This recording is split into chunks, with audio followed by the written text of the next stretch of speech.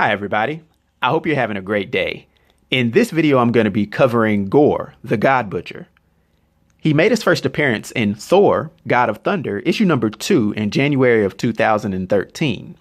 He stands 6 feet 7 inches tall and weighs 260 pounds, having white eyes and a bald head. Now without All Black the Necrosword, Gorr is not a superpowered being per se. But when he does have the Necrosword, he can lift well over 100 tons and has strength that is greater than that of even Thor. Over the millennia, his combat skills have gotten a lot better as well.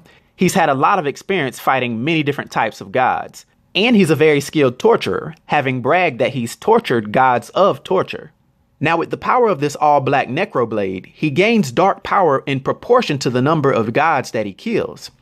At their first meeting, Gorr was barely more powerful than a young Thor, but after he's killed thousands of more gods, he's become so powerful that not even 3 Thors, including a near-omnipotent All-Father Thor, can defeat him. He's been shown to be able to wipe out entire pantheons of gods easily and single-handedly. The main ability of this Necroblade is to create constructs out of dark energy. Gorr has been shown to be able to replace his own limbs and create weapons, tendrils, and projectiles out of darkness itself. At one point being shown that the Necroblade was able to permeate an entire star and turn it black. Also wielding this weapon that's actually bonded to him, he's been shown to be able to create black Berserkers, who are beings that are entirely subject to his will. Now it has to be noted that each one of these beings has the ability to engage the Avengers Thor in battle and lock him into a stalemate. Further consider that Gorr had hundreds of thousands of these black Berserkers under his control. With this power, he was also shown to be able to create fully sentient copies of his wife and his son. In addition to his superhuman strength, the Necroblade-empowered Gorr has increased durability and endurance and agility, enough to be able to overpower multiple high-level beings at one time. It's even noted that before reaching his full power, that he took a direct blast from the Thorforce that sent him flying light years away and he lived. And once he had reached his full power, he fought within the heart of the sun while being attacked by 2 separate Thors. One of them once again using the Thorforce, and he beat both of them. Some of the gods that Gorr is said to have killed over the course of his life were the size of mountains, and one of them reportedly wrestled black holes for fun. Now Gorr's backstory is that he was a being living on a very savage and brutal world. This alien planet was constantly in a state of famine, natural disasters, and had multiple vicious predators. Despite all of this, his species was very calm and loving, and they constantly prayed to their gods for help.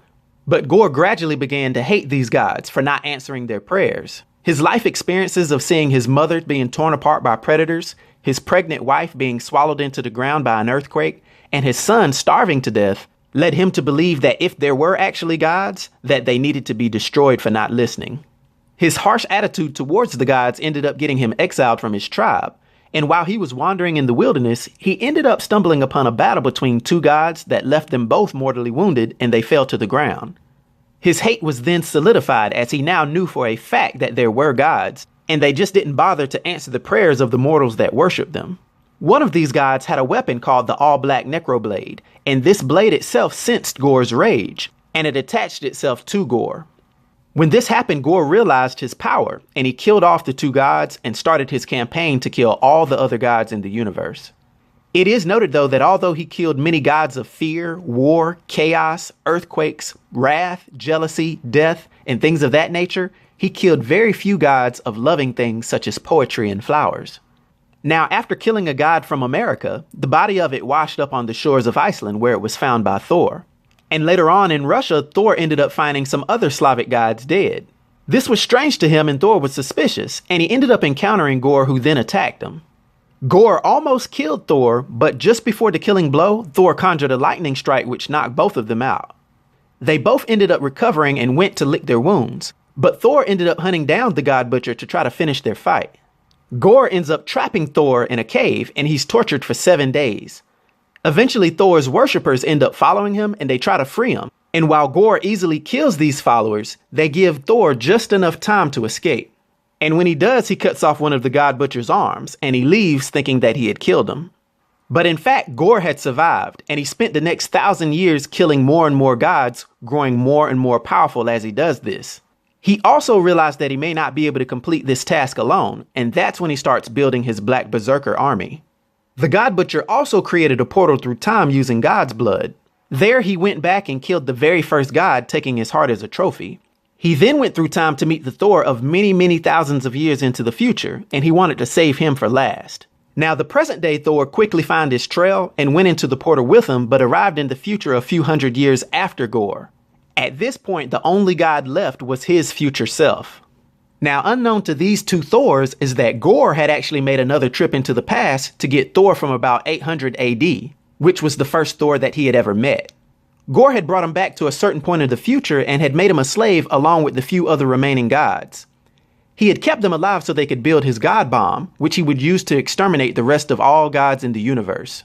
The young Thor, understanding what was going on, took a piece of a star and attempted to destroy the Godbomb. However, this was unsuccessful and young Thor was thrown off the planet, where he met the Thor of the Avengers and King Thor. The three of them then teamed up and decided to attack Gorr and his planet. At this point, they almost killed him, but since the black Berserkers that he had created were on their killing sprees of gods and sacrifice, Gorr's power had been enhanced even more, and he easily beat the three Thors, leaving them for dead. The God Butcher then set his attentions to activating the Godbomb. However, Gorr's quote-unquote son, who was actually the construct that was made by his Necrosword, decided to help Thor the Avenger to bring down the God Butcher, having realized that his father had become the very thing that he himself always hated. Thor the Avenger, being powered up by the prayers of Gorr's son, as well as every single surviving god, all through space and time, Thor absorbed the Godbomb's blast, as well as the all-black Necrosword. Using all of this additional power, Thor was able to weaken Gorr and finally deliver the killing blow. Now, due to his powers and abilities and his influence on the Marvel Universe, for my 1 to 10 rating, I'll give Gorr the God Butcher a rating of 10, which is a legendary rating. I hope everyone enjoyed the video. I'll talk to you next time. Be sure to like and subscribe to The New Sage.